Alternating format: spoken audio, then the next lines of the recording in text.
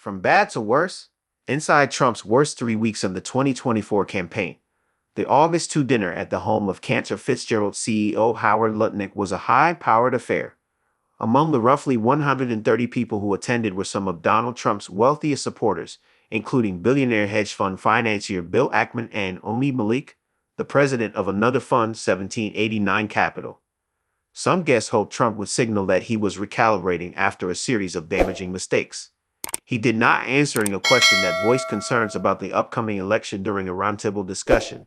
Trump said, "We've got to stop the steal," reviving yet again his false claims about the 2020 election, claims that his advisors have urged him to drop because they don't help him with swing voters.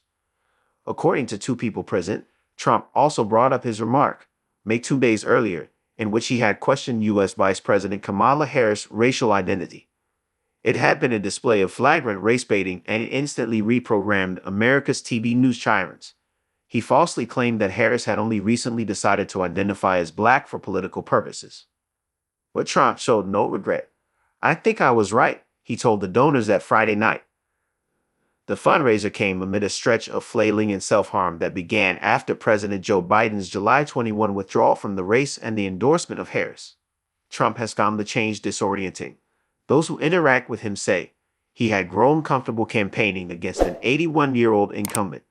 Suddenly, he finds himself in a race against a black woman nearly 20 years younger who is drawing large and excited crowds. The people around Trump see a candidate knocked off his bearings, nothing like the man who watched last month as thousands of delegates cheered him on the first night of the Republican National Convention. Then Trump, his ear bandaged, was a living martyr after the assassination attempt 2 days before. Trump spokesman Brian Hughes said the former president continues to run a winning campaign and has built a movement focused on making our nation great again. Another spokesman, Stephen Chung, said Trump had put forward a positive vision for the country that contrasted with the dangerously liberal policies of Biden and Harris. But to Trump's close allies, that first night in Milwaukee now seems a foggy memory, as if it never happened. Over the past 2 weeks, Trump has fielded complaints from donors about his running mate, J.D. Vance, as news coverage exploring Vance's past statements unearthed remarks including a limit that America was run by childless cat ladies. Trump dismissed out of hand donor suggestions that he replace Vance on the ticket, but he privately asked his advisors whether they had known about Vance's comments about childless women before Trump chose him. Trump didn't reveal any loss of confidence in Vance. Rather, he offered in simple advice: attack, attack, attack. And Trump has been impressed over the past week as Vance attacked Harris and her new running mate, Minnesota Governor Tim Walz, on the campaign trail. Despite his public insistence that he would rather face Harris than Biden, those close to Trump say that is untrue. He had been on a glide path to an all but certain victory. Now, he needs to work for it. But Trump has also been whipsawed by a 7-week roller coaster ride of events. An attempt on his life, the selection of a running mate, a nominating convention, his opponent's withdrawal from the race, the entry of a galvanizing new rival, a potential Iranian assassination threat against him, and new layers of security that have brought a bunker-like feel to his properties, more than at any time since he was in the White House.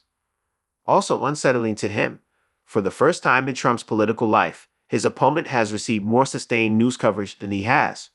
Moreover, the coverage of Harris has overwhelmingly been positive.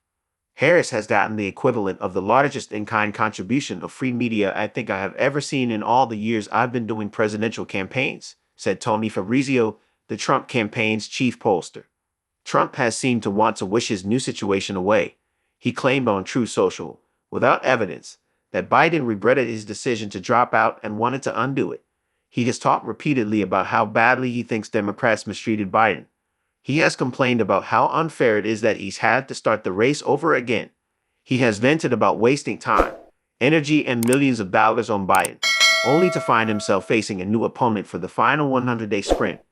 And Trump told one aide that Democrats were trying to steal the election again from him, comparing the reshuffling of the Democratic ticket to when state legislatures changed voting rules midway through the 2020 election cycle because of the COVID pandemic.